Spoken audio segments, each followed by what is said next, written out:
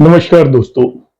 मैं फिर एक बार आपके सामने लेकर आया हूँ वही अधूरी कहानी जो पिछली क्लास के अंदर रह गई थी कि मैं देवी कैला देवी के मंदिर में गया था और वहां पर एक सिद्ध पुरुष से मेरी मुलाकात हुई थी।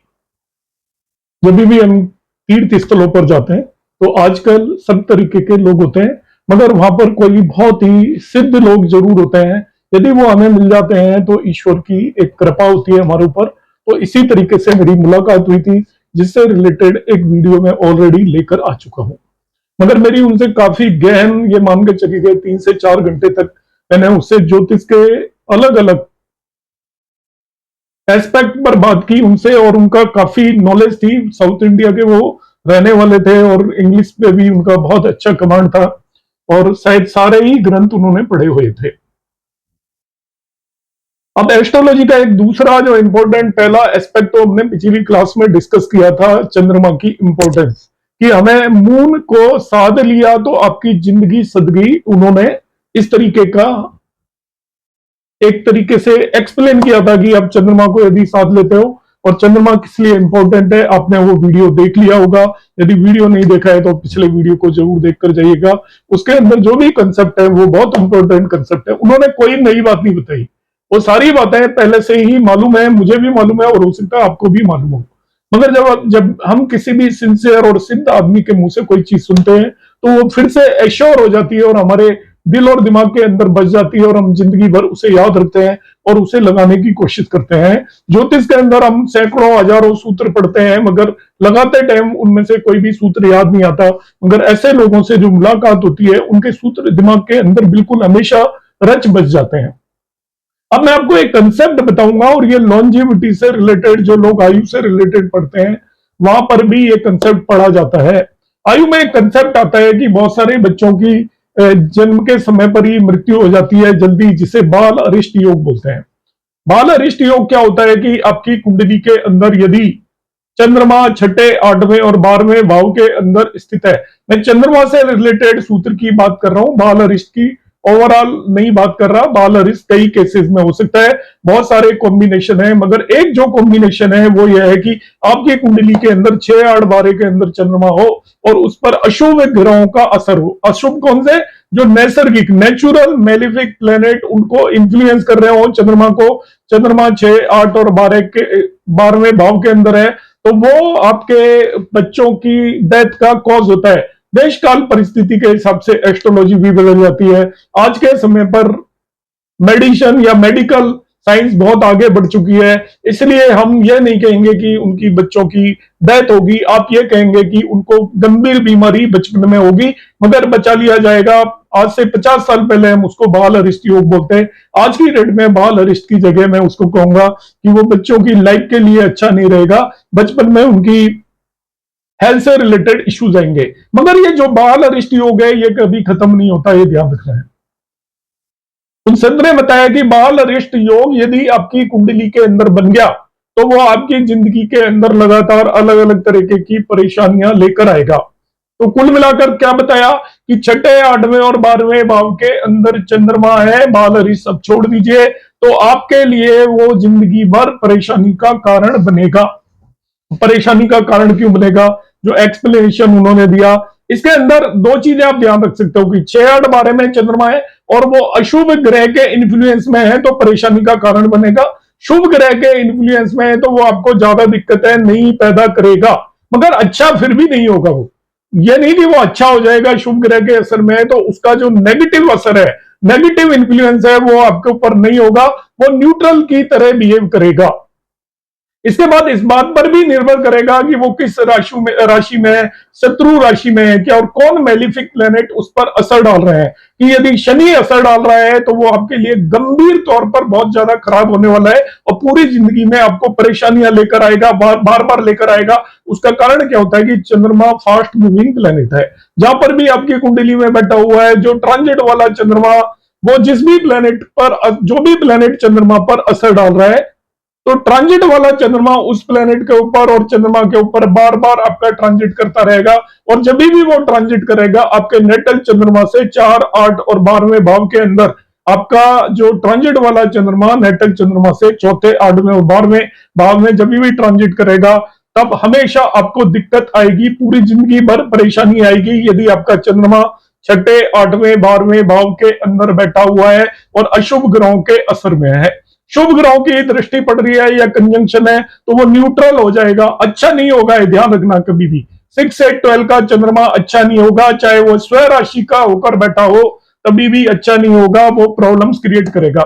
अब ये तो एक नॉर्मल एस्ट्रोलॉजी का सूत्र हो गया, हम अक्सर सभी तरीके की एस्ट्रोलॉजी में इस सूत्र को पढ़ते हैं, तो ये नॉर्मल कंसेप्ट हो गया। मगर जो हम आज की क्लास के अंदर बात करने वाले हैं वो बहुत इंपॉर्टेंट बात यह है कि ऐसा होता क्यों है, कारण पर हम जाएंगे। आपकी मैंने प्रीवियस उसमें भी बताया था, और जो उन संत ने मुझे समझाया वो चीजें मैं एग्जैक्टली उन्होंने जो बताया वही बातें मैं आपको बताने की कोशिश कर रहा हूं कि आपकी 3 लग्न होती हैं, बहुत इंपॉर्टेंट होती हैं। तीनों लग्न हमारी जिंदगी को गाइड करती हैं, हम चाहे दूसरे प्लैनेट्स को देख लें, मगर सबसे इंपॉर्टेंट होती है आपकी लग्न। दूसरी लग्न होती है, लग्न का मतलब आपका शरीर। दूसरा होता है सूर्य लग्न। सूर्य लग्न का मतलब आपके शरीर के अंदर जो भी ऊर्जा है, प्राण है, आपकी वाइटलिटी है। और तीसरी लग्न होती है आपका मन। तो हम ओवरऑल इन 3 चीजों पर गवर्न होते हैं और सभी प्लेनेट इन्हीं 3 चीजों पर असर डालते हैं। तो ये 3 तरह की लग्नों को हमें देखना चाहिए। जिस व्यक्ति की ये तीनों लग्न आपकी कमजोर हो, उस व्यक्ति की लाइफ के अंदर बहुत ज्यादा स्ट्रगल होती है और उसकी कुंडली के अंदर हम दम नहीं मानते, जीरो बल हो जाता है। उसकी कुंडली के अंदर कोई भी ताकत नहीं होती। वो ये व्यक्ति यदि कर्मयोगी है तभी उसकी लाइफ में सक्सेस रहेगी, नहीं उसकी लाइफ पूरी तरीके से स्ट्रगल से भरी रहेगी। अब 6-8-12 का चंद्रमा क्यों खराब होता है, तो देखिए यहाँ पर 2 कंपेटिटिव लग्न है, एक आपकी लग्न है और दूसरा चंद्रमा है। तो मैंने प्रीवियस क्लास के अंदर बताया था, आपकी लग्न से भी ज्यादा इंपॉर्टेंट आपकी लाइफ कैसी जाएगी, आप लाइफ के अंदर कैसा महसूस करेंगे, लाइफ के अंदर कितना आगे बढ़ेंगे, आप परिस्थितियों को किस तरीके से फेस करेंगे, परिस्थितियों के अंदर आपको अच्छा लगेगा, बुरा लगेगा, आप कैसा महसूस करेंगे, आपकी कितनी इच्छाएं होंगी, कितनी आकांक्षाएं होंगी, आप कितना आगे बढ़ना चाहोगे, या आप आसानी से संतुष्ट हो जाओगे, कष्ट आप सहन कर भी पाओगे कि नहीं, या थोड़े से कष्ट में बिगड़ जाओगे, ये सभी कुछ डिसाइड होता है आपके चंद्रमा पर। आप किस चीज से को सुख मानोगे, किस चीज को दुख मानोगे, ये सब आपका चंद्रमा डिसाइड करता है। आपकी लग्न में कुछ भी नहीं होता, आपकी लग्न चंद्रमा के बेस पर चलती है। हमारा जो शरीर है इसको कुछ भी नहीं चाहिए, सब कुछ आपके चंद्रमा को चाहिए। आपके एंजॉयमेंट, आप सोचते हैं शरीर करता है, शरीर एंजॉयमेंट नहीं करता। आप जब लग्न को कंफर्टेबल पोजीशन में रख दीजिए, मगर आपका यदि चंद्रमा मन संतुलित नहीं है तो आप कंफर्टेबल नहीं होंगे। आप कितने ही अच्छे बिस्तर पर लेटे हुए हैं, कितने अच्छे एनवायरमेंट में लेटे हुए हैं, वहां पर सब तरीके की खुशियां हैं, मगर आपका चंद्रमा ठीक नहीं है तो वहां पर भी आप परेशान होंगे। तो आपका सुख और दुख केवल चंद्रमा की वजह से होता है, लग्न की वजह से बिल्कुल भी नहीं होता। आपकी लग्न कितनी भी डिफिकल्ट सिचुएशन में है, आपने सुबह से शाम तक खाना नहीं खाया, आप गर्मी में बैठे हुए हैं, धूप में बैठे हुए हैं, मगर आपका चंद्रमा स्ट्रॉन्ग है तो आप वहां पर भी एंजॉय कर लेंगे। तो आपकी लग्न को कुछ नहीं चाहिए, जो भी एहसास है वो आपकी लग्न को नहीं होगा, एहसास चंद्रमा को होता है। अब 6-8-12 में जब आपका चंद्रमा बैठ जाता है तो लग्न से उसकी स्थिति हमेशा खराब हो जाएगी। लग्न से 6 में बैठा है तो दोनों की स्थिति षडाष्टक हो जाएगी। लग्न से चंद्रमा छठे में और चंद्रमा से लग्न 8वें में है, दोनों शत्रु या एक दूसरे की स्थिति को खराब करने की पोजीशन पर होंगे। जब भी चंद्रमा आपके 8वें भाव में बैठा है, फिर वो लग्न से षडाष्टक हो जाएगा। तो षडाष्टक जब 2 प्लेनेट भी हो जाते हैं या 2 कोई भी चीज हो जाती है तो वो शत्रुता की तरह बिहेव करेंगे, उनके बीच में रेजोनेंस नहीं होगा। और जब 12वें भाव के अंदर चंद्रमा बैठता है, जब वो एक दूसरे से 2-12 हो जाते हैं तो कुंडली के अंदर 6-8 और 2-12 की स्थिति है, शत्रुता भरी स्थिति होती है, वो एक दूसरे को नुकसान पहुंचाने की कोशिश करते हैं। अब यहां पर चंद्रमा को क्यों इंपॉर्टेंस दी गई छठे, 8वें, 12वें भाव के अंदर, वो लग्न का भला नहीं करेगा, और लग्न का भला होगा तो चंद्रमा का भला नहीं होगा, दोनों के अंदर रेजोनेंस नहीं होगा। आपकी लग्न यदि कंफर्टेबल होगी तो आपका चंद्रमा मन कंफर्टेबल नहीं होगा, और मन कंफर्टेबल होगा तो आपका शरीर कंफर्टेबल नहीं होगा। आपका शरीर कुछ करना चाहेगा मगर चंद्रमा उसे एग्री नहीं होगा, चंद्रमा की इच्छा नहीं होगी वो करने की। आपको भूख लगेगी मगर आपका मन खाना खाने का नहीं होगा, दोनों अपोजिट डायरेक्शन में चल रहे होंगे। आप की जो लग्न है और चंद्रमा के जो नेचर है, दोनों के काम करने के तरीके, दोनों के बीच में कोई भी सहमति किसी भी बात पर नहीं होगी। और आप इसलिए हमेशा जिंदगी भर कष्ट में रहेंगे। आप कितनी भी कंफर्टेबल पोजीशन में आपको बिठा दिया जाएगा, आपके शरीर को किसी भी अच्छी जगह पर रख दिया जाएगा, मगर आपका मन संतुष्ट नहीं होगा। और जब मन संतुष्ट होगा आपका, तो शरीर कंफर्टेबल नहीं होगा, तो दोनों में आपकी यहाँ पर प्रॉब्लम होगी। और अक्सर यह होगा कि आपका जो मन है, जब भी 6-8 बारे में चंद्रमा होता है, तो आपके मन और शरीर दोनों में रेजोनेंस नहीं होता, एक जैसी परिस्थितियां नहीं होती, इसलिए आपका मन पीड़ा में होता है, शरीर तो कभी पीड़ा में होता नहीं है। महसूस मन को ही करना है। इसलिए आपकी कुंडली के अंदर जब भी चंद्रमा यदि आपकी कुंडली में 6, 8वें और 12वें भाव के अंदर बैठा हुआ है, तो आप ये निश्चित मानकर चलिए कि आपको लाइफ टाइम हमेशा आप एक्सपीरियंस करोगे कि आपकी जो आप कभी भी चीजों से संतुष्ट नहीं होंगे। आपको सब कुछ दे दिया जाएगा, आपके शरीर को सभी तरीके के सुख मिल रहे होंगे, मगर आपका मन उसके अपोजिट डायरेक्शन में चल रहा होगा। अपने आप से ही आप हर समय पर असंतुष्ट रहेंगे। अपने आप से असंतुष्ट रहने का मतलब है आपका चेहरा जैसा है, आपको लगेगा मेरा चेहरा ऐसा क्यों है।